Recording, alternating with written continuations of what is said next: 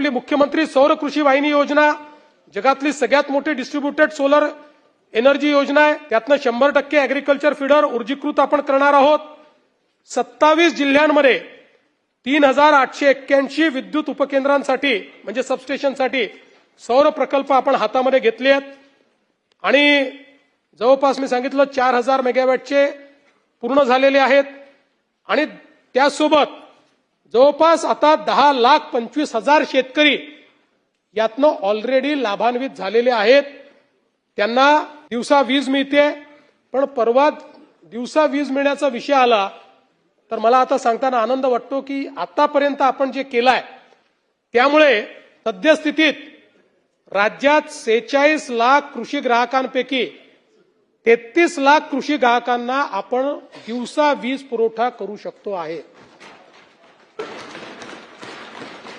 त्यामुळे आता फार थोडी गॅप राहिली आहे. या वर्षाच्या शेवटीपर्यंत ती गॅप देखील आपण भरून काढू. आता या योजनेमुळे शेतकऱ्याला तर दिवसा वीज मिळते पण वीज खरेदी खर्चामध्ये 10,000 कोटी रुपयाची बचत ही महावितरणची होते. एटीएनसी लॉसेस कमी होत आहेत. शासनाची 5,500 कोटी रुपयाची सबसिडी वाचते आहे आणि सगळ्यात महत्वाचं कार्बन उत्सर्जनामध्ये 25% कपात ही या योजनेमुळे आपण त्या ठिकाणी करतो. आपल्याला माहिती आहे की आपल्या मोफत जी काही बळीराजा योजना आहे त्याच्यामध्ये देखील आपण शेतकऱ्यांना काय अनुदान दिलं मी अर्थसंकल्पात सांगितलेलं आहे. त्यामुळे त्यापेक्षा अधिक मी सांगणार नाही.